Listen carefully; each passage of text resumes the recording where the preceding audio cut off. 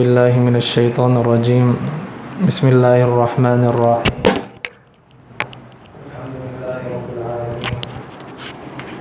حمدا یوافی نعمہ ویکافی مزیدہ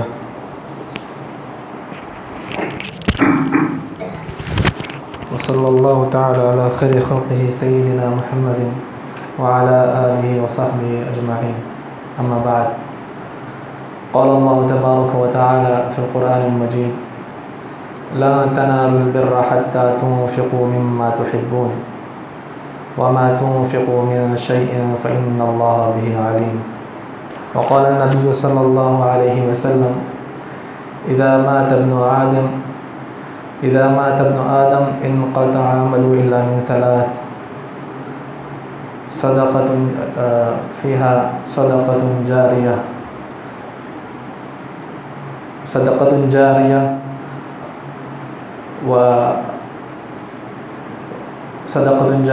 او کما قال نبی صلی اللہ علیہ وسلم۔ حضرات، اللہ تعالیٰ نے شریعت میں ایک اہم جو حکم ہمیں دیا ہے، جو حکم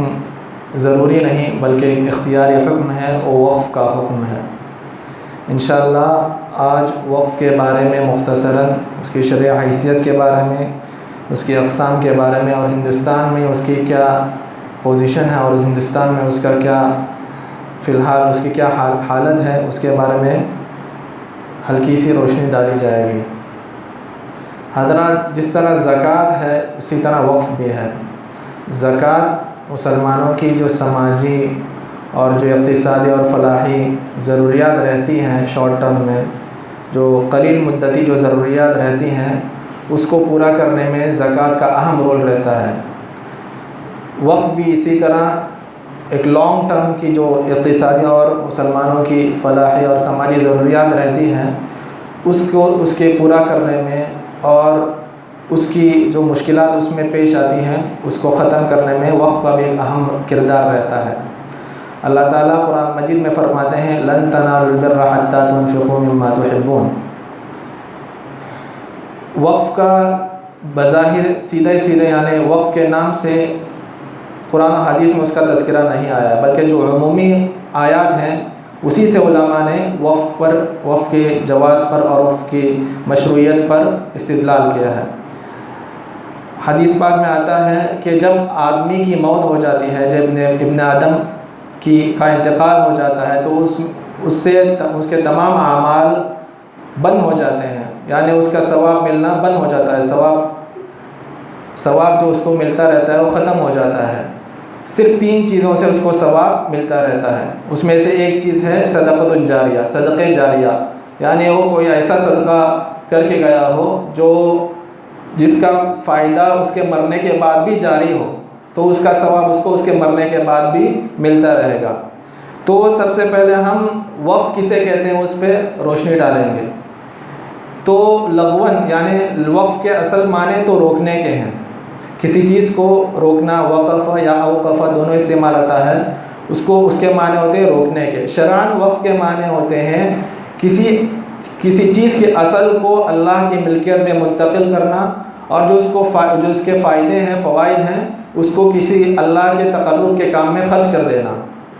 مثال کے طور پر کسی شخص کے پاس کوئی دکان ہے، تو وہ شخص اس دکان کو اپنی ملکیت سے نکال کر اللہ کی ملکیت میں منتقل کر دیتا ہے،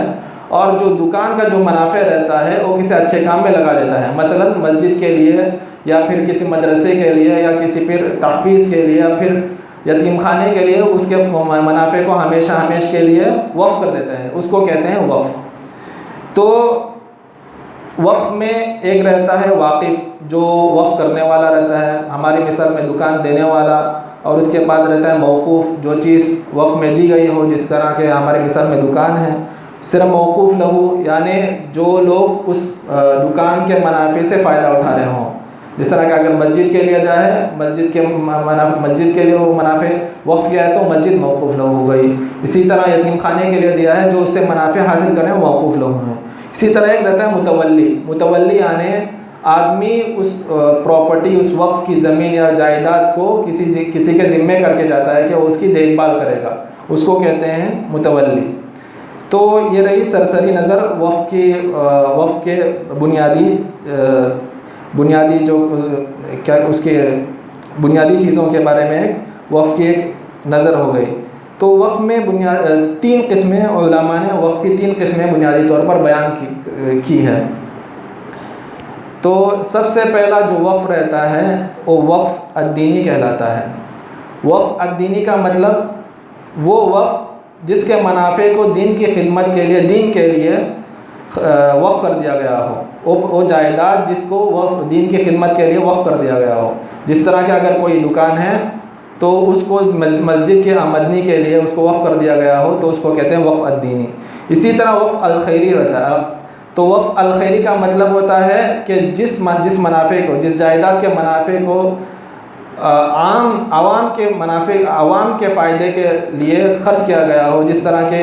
تعلیمی فائدے کے لیے، کسی تعلیمی انسٹیٹیوشن کے لیے اس کے منافع کو وقف کر دیا گیا ہو، یا پھر کسی یتیم خانے کے لیے، یا پھر بیواؤں کے امداد کے لیے، یا اس طرح کی جو دوسری چیزیں رہتی ہیں اس کے لیے جو وقف کیا گیا ہو اس کو وقف الخیری کہتے ہیں۔ تیسرا وقف ہے وقف الاہلی۔ وقف الاہلی کہتے ہیں جو اپنے اولاد پر کیا جائے، جس کو وقف الاولاد بھی کہتے ہیں۔ جو شخص، یعنی اگر کوئی شخص اپنے مرنے کے بعد یہ کہے کہ یہ جو میری فلاں جائیداد ہیں یہ میں اپنے اولاد کے لیے وقف کر دیتا ہوں، تو اس کے جو منافع نکلتے رہیں گے، اس سے جو منافع آتے رہیں گے وہ میرے اولاد پر خرچ کیے جائیں گے۔ اگر میرے اولاد میں سے کوئی حافظ قرآن بننا چاہتا ہے تو اس پر خرچ کیے جائیں گے۔ اگر میرے اولاد میں سے کوئی فلاں دینی ادارے میں پڑھنا چاہتے ہیں اس کے لیے خرچ کیے جائیں گے، تو اس کو کہتے ہیں وقف الاہلی۔ تو بنیادی طور پر وقف کی یہ تین قسمیں بیان کی جاتی ہیں۔ اب وقف میں تین چیزیں بہت اہم ہوتی ہیں، تین اصول ہیں، اس کو ذہن میں رکھنا بہت ضروری رہتا ہے۔ ایک ہے کہ وقف جو کیا جاتا ہے وہ ہمیشہ کے لیے کیا جاتا ہے۔ ایسا نہیں ہے کہ کوئی شخص 1 سال کے لیے وقف کرے، 2 سال کے لیے وقف کرے، اس طرح وقف نہیں ہوتا، بلکہ جو وقف کیا جاتا ہے وہ ہمیشہ کے لیے کیا جاتا ہے۔ اگرچہ کہ بعض علماء نے اس کی اجازت دی ہے، لیکن اصل جو ہے وقف ہمیشہ کے لیے کیا جاتا ہے۔ یہ سب سے پہلا اصول ہے۔ دوسرا اصول یہ ہے کہ جو وقف کیا جاتا ہے ایک مرتبہ اس کو وقف کرنے کے بعد اس کو دوبارہ واپس نہیں لیا جا سکتا۔ اگر کوئی شخص کہہ دے کہ میری فلاں زمین فلاں مدرسے کے لیے وقف ہے، تو پھر وہ 1.5-2 سال کے بعد اس کی نیت بدل جائے تو پھر اس کو واپس نہیں لے سکتا۔ یہ وقف کا دوسرا اصول ہے کہ اس کو ایک مرتبہ وقف کرنے کے بعد واپس نہیں لیا جا سکتا۔ اور تیسرا اصول جو وقف کا ہے کہ ایک مرتبہ وقف کرنے کے بعد وہ پھر وقف پراپرٹی، وقف کی جائیداد ہاتھ بدل نہیں سکتی، مطلب اس کو بیچا نہیں جا سکتا، وراثت میں اس کو تقسیم نہیں کیا جا سکتا، کچھ نہیں کیا جا سکتا، اس لیے کہ وہ جائیداد ابھی اس شخص کی ملکیت سے نکل کر اللہ کی ملکیت میں منتقل ہو گئی ہے، لہٰذا نہ اس کو ہبہ کیا جا سکتا ہے، نہ اس کو کسی کو وراثت میں کسی کے کام آ سکتا ہے، نہ اس کو کسی دین کے قرضے کے طور پر کس کو دیا جا سکتا ہے۔ تو اس طرح کا کچھ کام نہیں کیا جا سکتا، اس لیے کہ یہ چیز اس آدمی کی ملکیت سے نکل کر اللہ کی ملکیت میں منتقل ہو گئی ہے۔ اب ہم آتے ہیں وقف کے مقاصد کیا ہیں، وقف کس لیے شروع کیا گیا ہے۔ جس طرح ہم نے شروع میں کہا تھا کہ علماء فرماتے ہیں کہ زکوٰۃ جو ہے مسلمانوں کی جو شارٹ ٹرم میں قریبی مدتوں میں جو مالی پریشانیاں ہو سکتی ہیں اس کے خاطر، اس کو حل کرنے کے خاطر زکوٰۃ کی مشروعیت ہوئی۔ اور وقف جو ہے جو لانگ ٹرم اور دیرینہ جو مسلمانوں کی مالی پریشانیاں رہتی ہیں اس کے حل کے لیے وقف کی مشروعیت ہوئی ہے، علماء اس طرح کہتے ہیں۔ اگر ہم تاریخ میں بھی دیکھیں گے تو وقف کا بہت ہی اہم کردار رہا ہے، خصوصاً جو تعلیمی ادارے ہیں، جو تعلیم کے سلسلے میں وقف نے بہت اچھا خاصا کردار ادا کیا ہے۔ مسلمانوں کی سب سے پہلی یونیورسٹی جس کو بیان کیا جاتا ہے شاید جامعہ القروین ہے، تو کہتے ہیں کہ اس کی بنیاد بھی وقف پہ ہی ہوئی تھی۔ اسی طرح جامعہ ازہر ہے، بہت ساری یونیورسٹیاں ہیں جس کی بنیاد وقف پر ہی ڈالی گئی تھی. اور لکھنے والے لکھتے ہیں کہ جو ابھی انگلستان میں بھی جتنی بڑی بڑی یونیورسٹیاں ہیں تو اس کی اصل بنیاد جو پڑی تھی وہ وقف کے جو وقف ہے اس سے متاثر ہو کے پڑی تھی. یعنی میں کہنے کا مطلب یہ ہے کہ جو انگریز تھے وہ اسلامی ممالک جو اس زمانے میں اسلامی ممالک کی طرف انہوں نے سفر کیا اور انہوں نے اس مسلمانوں کا تعلیمی نظام دیکھا کہ کس طرح انہوں نے وقف کے ذریعے سے اتنی بڑی یونیورسٹیاں قائم کی ہے. تو انہوں نے اس نظام سے متاثر ہو کر اپنے یہاں آ کر وہ ٹرسٹ اور انڈومنٹ جو ٹرسٹ کا جو ان کا نوشن ہے اس کو کریٹ کیا, اس کو بنایا اور اسی کی بنیاد پر انہوں نے یہ سب یونیورسٹیاں قائم کی. اور ابھی بھی ان کے پاس کہنے والے کہتے ہیں کہ اتنا یعنی ان کے پاس اتنی ابھی بھی وقف میں اتنی جائیداد اور اتنا مال موجود ہے کہ اگر وہ اپنے اسٹوڈنٹس کی فیس بھی نہ لیں تو ان کے پاس ان کے مال میں کوئی کمی نہیں آئے گی. مطلب اتنا سارا مال ان کے پاس ابھی بھی پڑا ہوا ہے. اسی طرح تعلیمی سلسلے کے ساتھ تعلیمی اداروں کے ساتھ ساتھ مسلمانوں کی دوسری چیزوں میں بھی دوسری فلاحی سماجی چیزوں میں بھی وقف کا کافی اہم رول رہا ہے. مثلا ہسپتالوں کے سلسلے میں جب مسلمانوں کی حکومت ہوا کرتی تھی تو اس وقت وقف کے ذریعے سے بڑے بڑے ہسپتال قائم کیے جاتے تھے. اسی طرح جو سرائے رہتے تھے, ہم ہوٹل کی مثال سے سمجھ سکتے ہیں, جس طرح ہم ابھی آج کے زمانے میں ہوٹل میں کرایہ دے کر رہتے ہیں, اسی طرح جب اسلامی حکومت ہوا کرتی تھی تو بنا کرایہ کے اچھے ہوٹلس میں مسلمان قیام کرتے تھے. کس وجہ سے؟ اس کی بنیادی وجہ تھی وقف کے ذریعے سے ہوٹل قائم کیے گئے تھے. اور اسی طرح جو حمام خانے رہتے تھے اور اسی طرح جو غریب بیوہ عورتیں رہتی تھی, حتیٰ کہ جو پرندے رہتے تھے اس کے لیے بھی مسلمانوں کی زمانے حکومت میں وقف کیا گیا ہے. یعنی جو وقف کے منافع کے ذریعے سے ان کے کھانے کے لیے دانے خریدے جاتے تھے اور ان کے جو رہنے اور ان کے آسانی کا انتظام کیا جاتا تھا. وقف کا یہاں تک مسلمانوں کی جب دور حکومت تھی یہاں تک اس کا کردار رہا ہے. اسی طرح اگر ہم سیرت میں بھی دیکھتے ہیں تو وقف کا کردار ہمیں نمایاں نظر آتا ہے. جس طرح کہ مسجد قباء کے بارے میں آتا ہے کہ مسلمانوں کی اس وقت ایک دینی ضرورت تھی, مسلمانوں کو ایک مسجد کی ضرورت تھی, اسلامک سینٹر کی ضرورت تھی, تو اس ضرورت کو بھی پورا کرنے میں وقف کا اہم کردار رہا. اسی طرح بئر رمہ ہے, جب مسلمانوں میں مطلب پینے کے لیے پانی کی ضرورت تھی, پینے کے پانی کی مسلمانوں کو ضرورت تھی اور کوئی دوسرا کوئی ذرائع نہیں تھے, تو اس وقت حضرت عثمان رضی اللہ تعالیٰ عنہ نے بئر رمہ کو خریدا تھا اور اس کو مسلمانوں کے لیے وقف کر دیا تھا. تو گویا کہ وقف نے مسلمانوں کی جو کھانے پینے کی ضرورت تھی تو وقف کے ذریعے اس کو پورا کیا گیا تھا. اسی طرح بیروحہ ہے, بیروحہ کے بارے میں علماء فرماتے ہیں کہ جب حضرت طلحہ رضی اللہ تعالیٰ عنہ نے اس کو اپنے غریب رشتہ داروں کی ضروریات کو پورا کرنے کے لیے اس کو وقف کر دیا تھا. تو یہ ان سب چیزوں سے ہمیں پتہ چلتا ہے کہ وقف جو ہے مسلمانوں کی جو بنیادی ضرورتیں رہتی ہیں اس کو پورا کرنے میں وقف کا کافی اہم کردار رہا ہے. اب ان باتوں کو سامنے رکھتے ہوئے ہم ہندوستان کی طرف آتے ہیں کہ ہندوستان میں وقف کی کیا حالات ہیں, ہندوستان میں وقف کے کیا یعنی اس کی کیا صورتحال ہے, اس کا ایک ہم جائزہ لیتے ہیں. تو سب سے پہلے تو ہندوستان کا جو سب سے پہلا وقف بتایا جاتا ہے وہ کہتے ہیں کہ جو فی الحال جو پاکستان ہے اس کی جامع مسجد, ملتان کی جامع مسجد کے لیے وہ وقف کیا گیا تھا کسی مسلمان بادشاہ تھے محمد بن سام, ان کے ذریعے سے اس مسجد کی آمدنی کے لیے اور مسجد کی ضروریات کو پورا کرنے کے لیے وقف سب سے پہلا وقف جو ہے اس کی بنیاد ڈالی گئی تھی. بہرحال وقف کی بنیاد تو اس وقت پڑی تھی, لیکن جو وقف ہندوستان میں ترقی کیا اور وقف کی تعداد جو بڑی ہے وہ مغل بادشاہوں کے زمانے میں بہت تیزی سے بڑھی ہے. بہت سارے بزرگوں کے لیے وہ بڑی بڑی جاگیر وقف کیا کرتے تھے اور اسی طرح مسلمانوں کی دیگر ضروریات کے لیے بھی وہ بڑی جائیداد جو ہے وقف کیا کرتے تھے. اب ہندوستان میں وقف کی تنظیم اس طرح کی جاتی ہے کہ جس طرح ہم نے پہلے ہی بیان کیا کہ وقف کا ایک متولی رہتا ہے جو بنیادی گراس روٹ پہ اس کی وقف کی نگرانی کرتا ہے۔ مثلا ایک بلڈنگ کسی نے وقف کی تو وہ وقف کرنے کے ساتھ ساتھ وہ ایک ذمہ دار کو بھی متعین کرتا ہے کہ تم اس بلڈنگ کی نگرانی کرتے رہو گے اور جس مقصد کے لیے اس بلڈنگ کو وقف کیا گیا ہے تم اس کو پورا کرتے رہو گے۔ تو بیسک لیول پر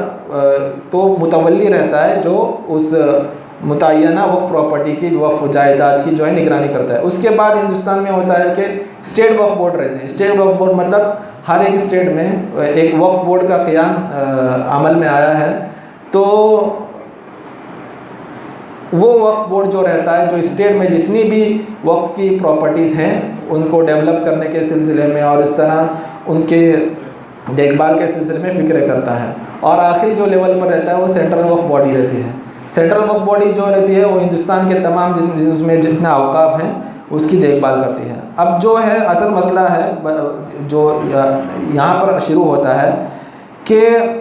اصل ہے کہ یہاں ابھی جو کچھ بیان کیا جا رہا ہے اس کا اصل مقصد ہے کہ ہمارے اندر بیداری آ جائے، وقف کے سلسلے میں بیداری آ جائے۔ ہماری چیز ہے، اس کے منافع بہت ہیں لیکن ہم ان سے فائدہ نہیں اٹھا رہے ہیں۔ تو کہتے ہیں کہ تقریباً ہندوستان میں 4,90,000 سے زیادہ وقف پراپرٹی پائی جاتی ہے اور تقریباً 6 لاکھ ایکڑ میں یہ زمین، یہ تمام وقف کی پراپرٹیز گھری ہوئی ہیں۔ اور انڈین ریلویز اور انڈیا کے جو دفاعی نظام جو ڈیفنس سسٹم ہے اس کے بعد سب سے زیادہ زمینیں جو ہندوستان میں پائی جاتی ہیں وہ وقف کے پاس پائی جاتی ہیں۔ اور یہ سب جو پراپرٹیز ہیں یہ اکثر پراپرٹیز ایسے پوش ایریاز میں، ایسے تجارتی مکانات میں بھی پائی جاتی ہیں جس سے اس کی آمدنی میں کافی اچھا خاصا اضافہ ہو سکتا ہے۔ علماء لکھنے والے لکھتے ہیں کہ جو ابھی سچر کمیٹی کی رپورٹ تھی، سچر کمیٹی جو پچھلے پرائم منسٹر منموہن سنگھ تھے انہوں نے قائم کی تھی کہ مسلمانوں کی جو معاشی حالات ہیں ان کا جائزہ لیا جائے، تو ان کی رپورٹ کے مطابق تقریباً جو ابھی وقف کی پراپرٹیز سے جو ریونیو آ رہا ہے وہ 1.63 بلین ہے۔ لیکن ان کا کہنا ہے کہ اگر اس پراپرٹیز مطلب یہاں ایک بات بتانی ضروری ہے کہ ان پراپرٹیز کو اتنا غلط استعمال کیا جا رہا ہے یا اس کو اس طرح سے غلط کاموں میں یا اس کے آمدنی کو اس طرح کا غلط استعمال اس طرح کیا جا رہا ہے کہ جو پراپرٹیز سال میں 120 بلین کا فائدہ دے سکتی ہے، مسلمانوں کو منافع دے سکتی ہے، لیکن غلط نظام، غلط تنظیم کی وجہ سے وہ پراپرٹی صرف 1.63 بلین ہی منافع پہنچا رہی ہے، فائدہ دے رہی ہے۔ اس کا ریٹرن 120 بلین ہونے کی جگہ پر صرف 1.63 بلین ہے۔ اس کی وجہ کیا ہے؟ بنیادی وجہ یہ ہے کہ مسلمانوں میں اس کے سلسلے میں بیداری نہیں ہے اور نہ اس کی تنظیم کرنے والے جو اس پر ذمہ دار بنائے گئے ہیں وہ اخلاقی طور پر اپنے کام انجام دے رہے ہیں۔ تو یہ سب سے بڑی وجہ ہے جس کی وجہ سے مسلمان وقف پراپرٹی سے صحیح طور پر فائدہ نہیں اٹھا رہے ہیں۔ اور ایک رپورٹ کے مطابق جو فی الحال دلی جو ہمارا دیش جو پائے تخت ہے اس کی 70% زمین جو ہے وہ وقف پر مبنی، مطلب وقف کی پراپرٹی ہے۔ اس کے بعد غلط یا ناجائز قبضے کرتے کرتے اس کے ابھی میرے خیال میں 10-15% ہی وقف پراپرٹی اس میں بچی ہے۔ تو اصل میں اس کہنے کا مقصد یہی تھا کہ ہمارے پاس اتنی وقف پراپرٹیز اتنی موجود ہیں، مسلمان اس سے بہت ہی فائدہ اٹھا سکتے ہیں اپنی تعلیمی سلسلے میں، اپنے اسی طرح ہیلتھ کیئر کے سلسلے میں، اسی طرح یتیم خانے اور اسی طرح دوسرے سلسلے میں بھی مسلمان اس سے بہت فائدہ اٹھا سکتے ہیں۔ لیکن چونکہ ہمارے اندر ایک بیداری نہیں ہے، ہم جانتے نہیں ہیں ہماری چیز ہے اور اس سے کیا ہم فائدہ اٹھا سکتے ہیں، لہٰذا مکمل طور پر ہم اس وقف پراپرٹی سے فائدہ نہیں اٹھا رہے ہیں۔ اس سچر کمیٹی کی رپورٹ تھی کہ انہوں نے تعجب کے ساتھ بیان کیا تھا کہ ہندوستان میں شاید دنیا کے ایک ایسی ہندوستان میں دنیا کے دیگر ممالک کے ساتھ ساتھ ہندوستان میں بہت سارے اوقاف پائے جاتے ہیں مطلب ہے کہ ہندوستان ایسا ملک ہے جس میں وقف کی پراپرٹی اکثریت میں بہت زیادہ پائی جاتی ہے، لیکن اس کے باوجود وہ تعجب کر کے بیان کرتے ہیں کہ اس کے باوجود بھی ہندوستان میں تقریباً 37 سے 38% مسلمان وہ پاورٹی لائن کے نیچے ہی زندگی گزار رہے ہیں۔ لہٰذا آج جو کچھ بھی بیان کیا گیا ہے اس کا مقصد یہی ہے کہ ہمارے اندر وقف کے سلسلے میں بیداری پیدا ہو جائے اور ہم جانیں کہ ہمارے پاس کیا سرمایہ موجود ہے اور ہم اس کو استعمال کیوں نہیں کر رہے ہیں۔ لہٰذا امید ہے کہ انشاءاللہ اس کے ذریعے سے کچھ عملی اقدام بھی ہو جائے گا۔ اللہ تعالی ہمیں بھی اس سے فائدہ اٹھانے کی توفیق عطا فرمائے اور دوسروں کو بھی اس سے فائدہ پہنچائیں۔